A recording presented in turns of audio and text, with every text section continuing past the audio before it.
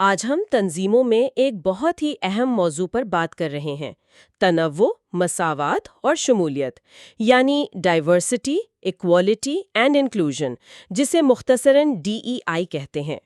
ہمارے پاس تنظیمی رویہ کے باب 2 سے کچھ اہم نکات ہیں۔ آج ہم کوشش کریں گے کہ ان تصورات کو سمجھیں، ان کی تعریف کیا ہے، اور آج کل اداروں کے لیے انہیں سمجھنا اتنا ضروری کیوں ہو گیا ہے۔ کچھ دلچسپ مثالیں بھی دیکھیں گے ماخوذ سے۔ بات شروع کرنے کے لیے ذرا تاج محل کے بارے میں سوچیں۔ صدیوں پہلے بنی یہ عمارت خوبصورتی تو ہے ہی، لیکن یہ تنوع کی بھی ایک حیران کن مثال ہے۔ شاہ جہاں نے اسے بنانے کے لیے دنیا بھر سے 22,000 سے زیادہ مختلف ہنر والے کاریگروں کو اکٹھا کیا۔ تو یہ خیال کہ مختلف پس منظر کے لوگ مل کر کچھ شاندار بنا سکتے ہیں، یہ کوئی نیا نہیں ہے نا؟ دیکھتے ہیں آج کل کام کی جگہوں پر اس کا کیا مطلب ہے۔ بنیادی خیال تو یہی ہے کہ ہر انسان منفرد ہے۔ تاج محل کی مثال سے یہ بھی پتہ چلا کہ مختلف ہنر کیسے مل کر کچھ بڑا بنا سکتے ہیں۔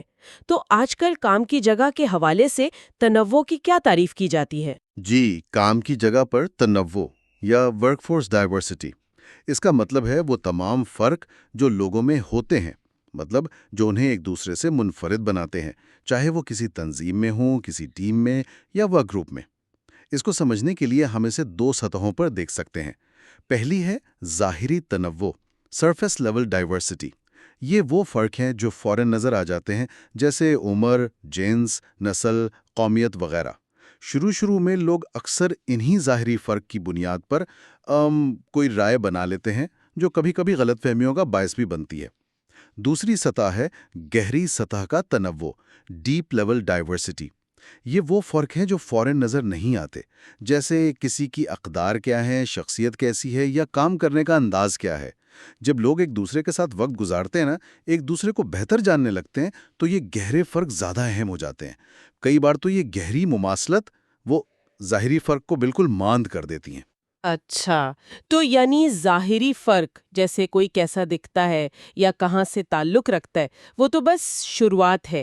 اصل بات تو اندر کی ہے، سوچ کا انداز، کام کرنے کا طریقہ۔ اس کو سمجھنے کے لیے وہ ریسٹورانٹ کچن والی مثال اچھی رہے گی۔ فرض کریں بیلامی ایک نوجوان سیاہ فام طالب علم ہے، کچن میں پارٹ ٹائم کام کر رہا ہے، اور ہیکٹر ایک زیادہ عمر کے ہسپانی شیف ہیں۔ بظاہر تو ان میں عمر، نسل، پس منظر کا بہت فرق نظر آتا ہے، لیکن اگر دونوں کا مسائل حل کرنے کا طریقہ ایک جیسا ہے، یا دونوں وقت کی پابندی کو ایک جتنی اہمیت دیتے ہیں، تو یہ ان کی گہری سطح کی مماثلت ہوئی۔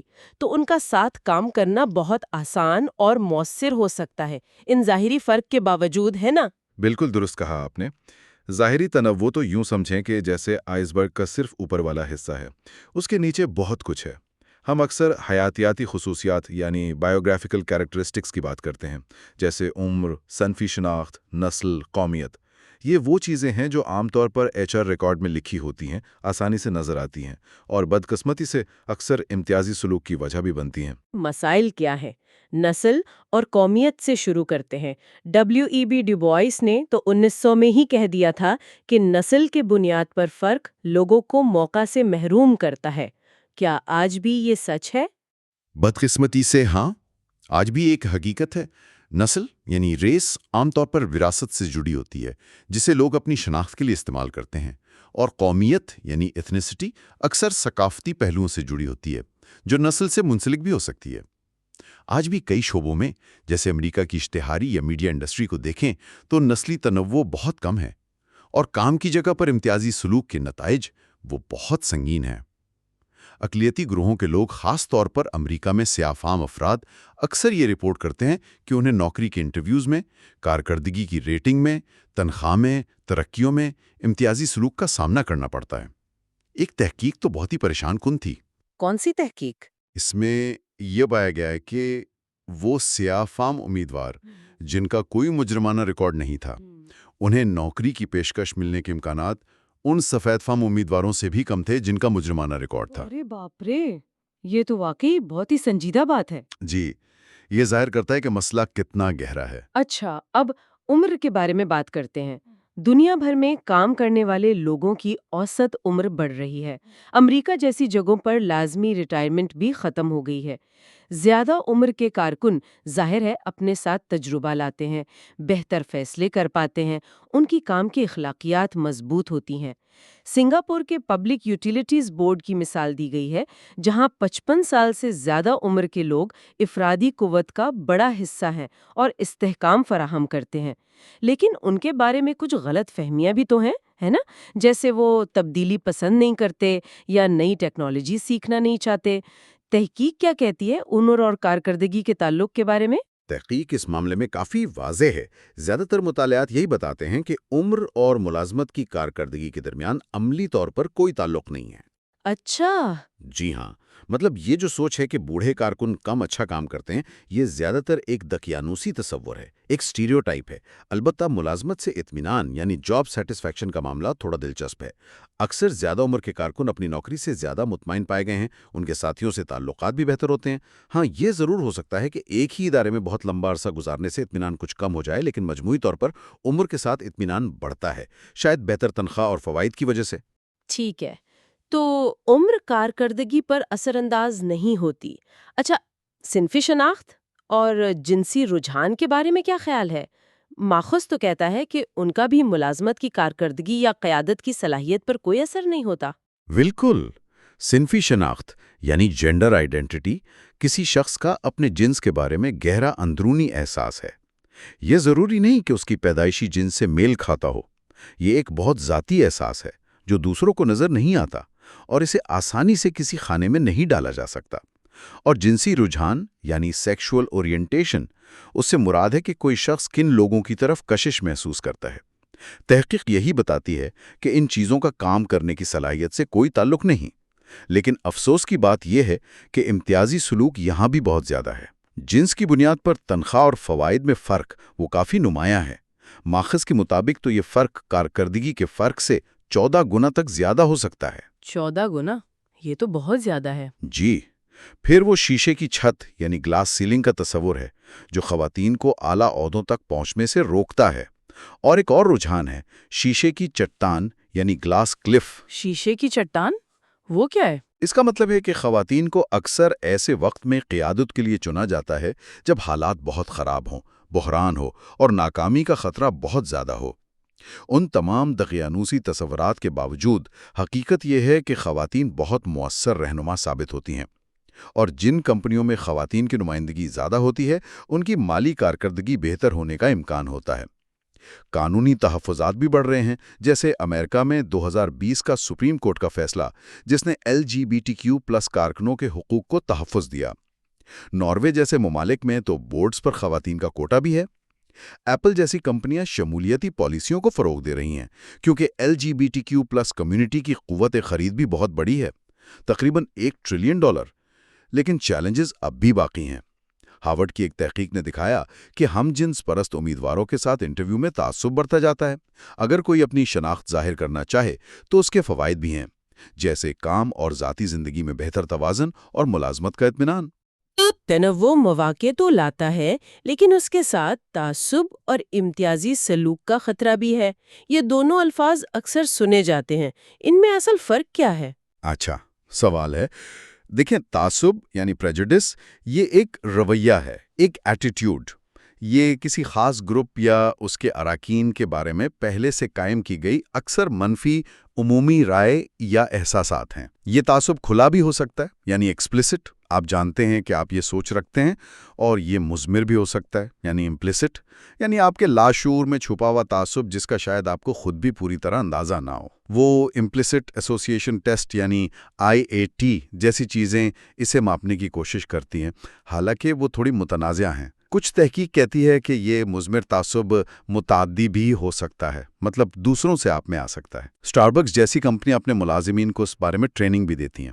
اہم بات یہ ہے کہ تعصب چاہے شعوری ہو یا لاشعوری اکثر امتیازی سلوک یعنی ڈسکریمنیشن کا باعث بنتا ہے۔ امتیازی سلوک دراصل وہ عمل ہے، وہ ایکشن یا رویہ ہے جس کے ذریعے کسی گروپ کے ساتھ غیر منصفانہ سلوک کیا جاتا ہے۔ اچھا، تو تعصب سوچ ہے اور امتیازی سلوک اس سوچ پر مبنی عمل۔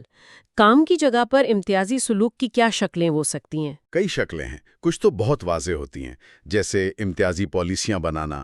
مثال کے طور پر زیادہ عمر کے کارکنوں کو جان بوجھ کر نوکری سے نکالنے کے لیے نشانہ بنانا، یا جنسی ہراسانی۔ کچھ زیادہ دھمکی آمیز ہو سکتی ہیں، جیسے ایک مثال دی گئی ہے کہ کسی سیاہ فام ملازم کے کام کی جگہ پر پھندا لٹکا دیا گیا۔ تضحیک اور توہین بھی ہوتی ہے، جیسے کسی خاص قومیت کے ملازمین کا مذاق اڑانا۔ کچھ شکلیں زیادہ لطیف ہوتی ہیں، سٹل، جیسے اخراج، ایکسکلوژن۔ مثال کے طور پر خواتین کو اہم میٹنگز یا پروجیکٹ سے باہر رکھنا، یا بدتہذیبی، انسیویلٹی، جیسے میٹنگ میں خواتین کی بات بار بار کاٹنا۔ وقت کے ساتھ ساتھ امتیازی سلوک کی زیادہ کھلی شکلوں سے ان لطیف شکلوں میں اضافہ دیکھا گیا ہے۔ قانونی طور پر بھی دو طرح کے امتیازی سلوک اہم ہیں۔ ایک ہے غیر مساوی سلوک، ڈسپیرٹ ٹریٹمنٹ، یعنی جان بوجھ کر کیا گیا امتیازی سلوک، اور دوسرا ہے غیر مساوی اثر، ڈسپیرٹ امپیکٹ، یعنی ایسی پالیسیاں جن کا مقصد تو شاید امتیازی نہ ہو مگر ان کا نتیجہ امتیازی نکلے۔ ایک اور اہم تصور ہے مائکرو ایگریشنز کا۔ یہ وہ چھوٹے چھوٹے روزمرہ کے تبصرے یا اعمال ہیں جو بظاہر تو شاید بے ضرر لگیں مگر اقلیتی گروہوں سے تعلق رکھنے والوں کے لیے توہین آمیز یا تکلیف دہ ہوتے ہیں۔ اور یہ یاد رکھنا بہت ضروری ہے کہ یہ لطیف امتیازی سلوک بھی اتنا ہی نقصان دہ ہو سکتا ہے جتنا کہ کھلا امتیازی سلوک، کیونکہ یہ مسلسل تناؤ، عدم تحفظ اور مایوسی پیدا کرتا ہے۔ یہ تو واقعی کافی پیچیدہ صورتحال لگ رہی ہے۔ کیا تحقیق ہمیں یہ بھی بتاتی ہے کہ آخر یہ تعصب اور امتیازی سلوک پیدا ہی کیوں ہوتے ہیں؟ ان کے پیچھے کیا نفسیاتی یا سماجی وجوہات ہیں؟ یہاں بات واقعی دلچسپ ہو جاتی ہے۔ جی بالکل، کئی نظریات ہیں جو اس کی وضاحت کرنے میں مدد کرتے ہیں۔ ایک اہم نظریہ ہے سماجی درجہ بندی، یعنی سوشل کیٹیگرائزیشن کا۔ ہمارا دماغ چیزوں کو آسان بنانے کے لیے لوگوں کو گروہوں میں بانٹتا ہے، ہم اور وہ۔ مسئلہ تب شروع ہوتا ہے جب ہم اپنے گروپ یعنی ان گروپ کو دوسروں یعنی آؤٹ گروپ سے بہتر سمجھنے لگتے ہیں۔ یہ بالکل ویسے ہی ہے جیسے ہائی اسکول میں مختلف گروہ بن جاتے ہیں، جوکس، گیکس وغیرہ۔ ٹیموں میں بھی ایسی تقسیم ہو سکتی ہے۔ اس سے جڑا ہوا ہے دقیانوسی تصورات یعنی اسٹیریوٹائپنگ کا نظریہ۔ یہ کسی فرد کے بارے میں اس کے گروپ کی بنیاد پر رائے قائم کرنا ہے۔ اسے امتیازی سلوک کے انجن کا ایندھن بھی کہا گیا ہے۔ اس سے پیدا ہوتا ہے اسٹیریوٹائپ تھریٹ۔ اسٹیریوٹائپ تھریٹ، وہ کیا ہوتا ہے؟ یہ وہ ڈر ہے کہ آپ کے بارے میں آپ کے گروپ سے جڑے کسی منفی دقیانوسی تصور کی بنیاد پر فیصلہ کیا جائے گا، اور یہ ڈر آپ کی کارکردگی کو بری طرح متاثر کر سکتا ہے۔ مثال کے طور پر ایک بوڑھا کارکن جسے ڈر ہو کہ اسے یہ سمجھا جائے گا کہ وہ نئی ٹیکنالوجی نہیں سیکھ سکتا۔ ایک اور بہت اہم نظریہ ہے انٹرسیکشنالٹی کا۔ یہ نظریہ تسلیم کرتا ہے کہ ہماری شناخت کے مختلف پہلو جیسے نسل، جنس، طبقہ، عمر وغیرہ یہ سب آپس میں جڑے ہوئے ہیں۔ یہ مل کر ایک منفرد تجربہ تخلیق کرتے ہیں۔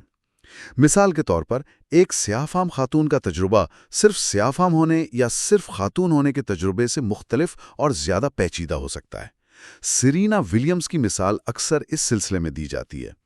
جب کسی شخص میں ایک سے زیادہ ایسی خصوصیات ہوں جن کی بنیاد پر تعصب ہو سکتا ہے تو اسے ڈبل جیوپرڈی کہتے ہیں، اور اس کے نتائج زیادہ سنگین ہو سکتے ہیں۔ ٹھیک ہے، تو یہ نظریات ہمیں سمجھنے میں مدد دیتے ہیں کہ یہ مسائل کیوں پیدا ہوتے ہیں۔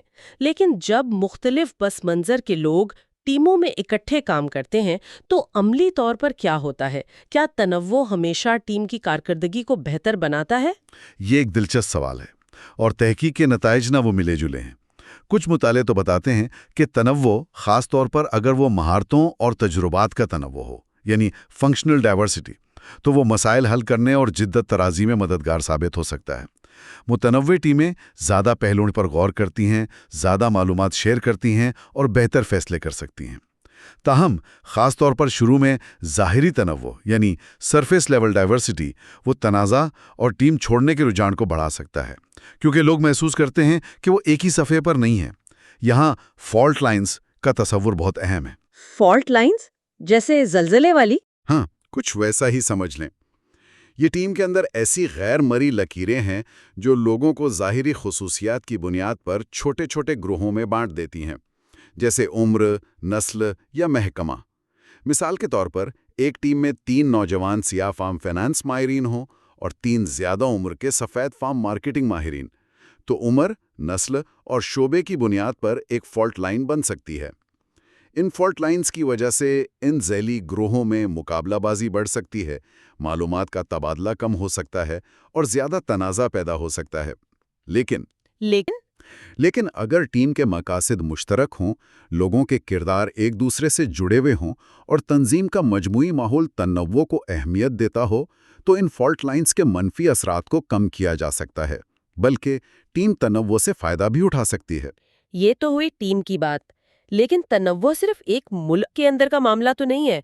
दुनिया भर में कंपनियां काम कर रही हैं। मुख्तलिफ सकाफ़तों के लोग जब इकट्ठे काम करते हैं तो क्या चैलेंजेस आते हैं? बिल्कुल, ये बैनुल सकाफती यानी क्रॉस कल्चरल पहलू बहुत अहम है। हॉफस्टेड का फ्रेमवर्क हमें मुख्तलिफ सकाफतों के फ़र्क को समझने में मदद देता है। मिसाल के तौर पर एक पहलू है ताकत का फासला, यानी एक मुआशरा इख्तियारात की गैर मसावी तकसीम को कितना कबूल करता है। मलेशिया में ये फासला ज़्यादा है जबकि ऑस्ट्रिया में कम। या फिर इनफरादियत पसंदी मुबाकाबला इज्तिमाइयत पसंदी, क्या लोग इनफरादी कामयाबी पर ज़्यादा जोर देते हैं जैसे अमेरिका में, या ग्रुप की हमाहंगी पर जैसे ग्वाटेमाला में? ये फ़र्क टीम वर्क को, क़यादत के अंदाज को और कम्युनिकेशन को बहुत मुतासिर करते हैं। इन सकाफ़ती फ़र्क को समझने और उनमें मौसर तरीके से काम करने की सलाहियत को सकाफ़ती ज़हानत यानी कल्चरल इंटेलिजेंस या CQ कहते हैं। ये आज की ग्लोबल दुनिया में बहुत ही अहम है। इसकी कोई मिसाल दे सकते हैं? जी, जैसे एक मिसाल दी गई है कि एक ब्राज़ीली एग्जीक्यूटिव किसी ऑस्ट्रेलवी से बात करते हुए बहुत करीब खड़ा हो जाता है। अब ब्राज़ील में शायद ये आम हो, लेकिन ऑस्ट्रेलिया में ज़ाती जगह का तसव्वुर मुख्तलिफ है। अगर इस ब्राज़ीली एग्जीक्यूटिव में CQ हो तो वो जल्दी समझ जाएगा कि ऑस्ट्रेलियन को ये नागवार गुजर रहा है और वो अपना फासला एडजस्ट कर लेगा। CQ को मुख्तलिफ सकाफ़तों के साथ तजुर्बात और खुले जहन के ज़रिए बढ़ाया जा सकता है।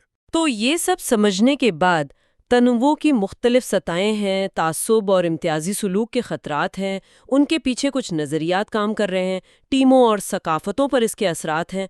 अब सवाल ये पैदा होता है कि तंजीमें उन सब को मौसर तरीके से संभाल कैसे सकती हैं। ये सिर्फ लोगों की तादाद बढ़ाने का नाम तो नहीं है, ठीक है?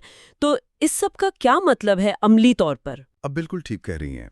ये सिर्फ नुमाइंदगी बढ़ाने का नाम नहीं है। मौसर तनव्वो का इंतज़ाम यानी डाइवर्सिटी मैनेजमेंट अब सिर्फ तनव्वो पर नहीं बल्कि DEI पर मरकूज़ है, यानी तनव्वो, डाइवर्सिटी, मुसावात, इक्विटी और शमूलियत इंक्लूजन। तनव्वो तो इख्तिलाफात को तस्लीम करना और नुमाइंदगी को यकीनी बनाना है। मुसावात यानी इक्विटी का मतलब है सबको कामयाबी के लिए यकसा मौक़े फराहम करना, लेकिन ये तस्लीम करते हुए कि सब एक ही जगह से शुरू नहीं करते। कुछ लोगों को ज़्यादा रुकावटों का सामना होता है, कुछ को ज़्यादा मराहत हासिल होती हैं। मुसावात उन फ़र्क को मद्देनज़र रखते हुए मुनसिफाना सलूक को यकीनी बनाती है। अच्छा, तो ये बराबरी से मुख्तलिफ है? जी, थोड़ा मुख्तलिफ है। बराबरी का मतलब है सबको एक जैसा देना। मसावात का मतलब है हर एक को वो देना जिसकी उसे ज़रूरत है ताकि वो कामयाब हो सके। अमेरिका में अफर्मेटिव एक्शन जैसी पॉलिसियां इसी मकसद के लिए बनाई गई हैं, अगरचे उन पर बहस होती रहती हैं। उनका मकसद कोटा मुकर्रर करना नहीं, बल्कि भर्ती और तरक्की में तारीखी तौर पर पिसमानदा गुरोहों को मुनसिफाना मौका देने की कोशिश करना है। वॉलमार्ट का साबिक फौजियों को भर्ती करने का प्रोग्राम इसकी एक अच्छी अखलाकी मिसाल है। और तीसरा, शमूलियत यानी इंक्लूजन। इसका मतलब है एक ऐसा माहौल बनाना जहां हर कोई अपने तमाम तर इख्तिलाफात के बावजूद खुद को काबिल कदर समझे, खुशामदीद महसूस करे और टीम का हकीकी हिस्सा महसूस करे। वो वर्ना माइर्स ने क्या खूब कहा था।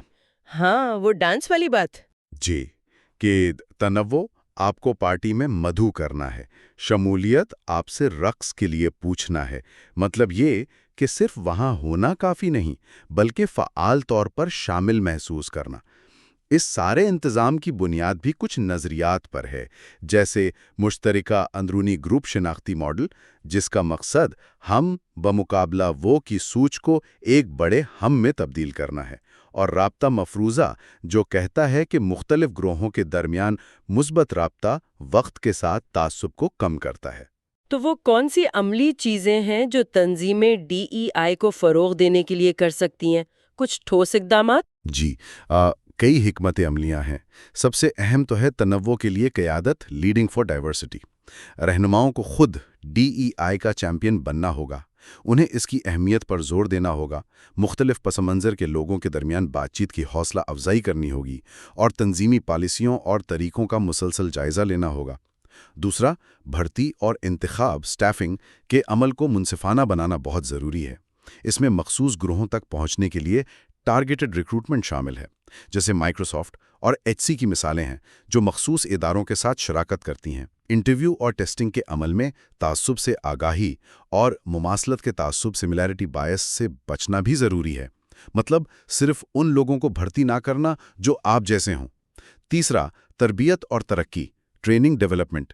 DEI ٹریننگ افیکٹو ہو سکتی ہے، لیکن تب جب وہ صرف قانونی ضرورت پوری کرنے کے لیے نہ ہو، بلکہ ملازمین کی ذاتی ترقی اور رویوں میں حقیقی تبدیلی لانے پر مرکوز ہو۔ اس کے لیے ضروری ہے کہ تربیت کو تنظیم کے مخصوص ضروریات کے مطابق بنایا جائے اور جو سیکھا ہے اسے عملی جامہ پہنانے کے مواقع بھی ملیں۔ مینٹرشپ پروگرام بھی مددگار ہو سکتے ہیں، لیکن ان میں بھی خیال رکھنا ہوگا کہ مماثلت کا تعصب نہ آئے۔ چوتھا اور شاید سب سے اہم، ایک تنوع کی ثقافت اور ماحول، ڈائیورسٹی کلچر کلائمیٹ بنانا۔ یہ صرف پالیسیاں بنانے سے نہیں ہوتا، یہ اس بات کا مجموعی احساس ہے کہ تنظیم واقعی DEI کو کتنی اہمیت دیتی ہے۔ الٹرا بیوٹی کی مثال دی گئی ہے جو اپنی کامیابی کا کریڈٹ اپنی شمولیتی ثقافت کو دیتی ہے۔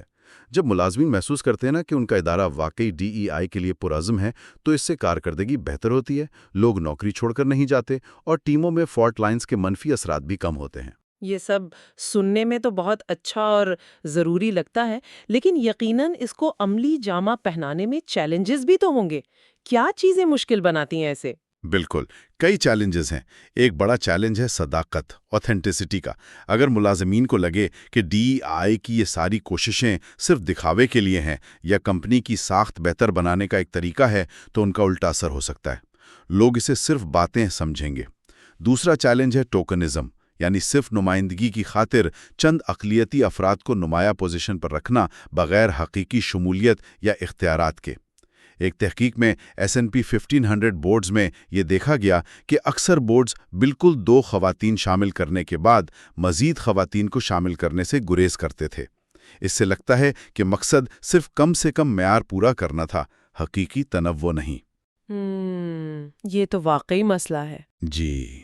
تیسرا، کبھی کبھی DEI کی کوششوں کے متضاد اثرات بھی ہو سکتے ہیں، جیسے ٹوکن افراد پر زیادہ دباؤ آ جانا یا انہیں شیشے کی چٹان والی پوزیشن میں ڈال دینا جہاں ناکامی کا امکان زیادہ ہو۔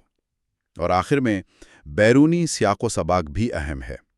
معاشرے میں ہونے والے واقعات یا عمومی رویے بھی تنظیم کے اندرونی کوششوں کو متاثر کر سکتے ہیں یا کمزور کر سکتے ہیں۔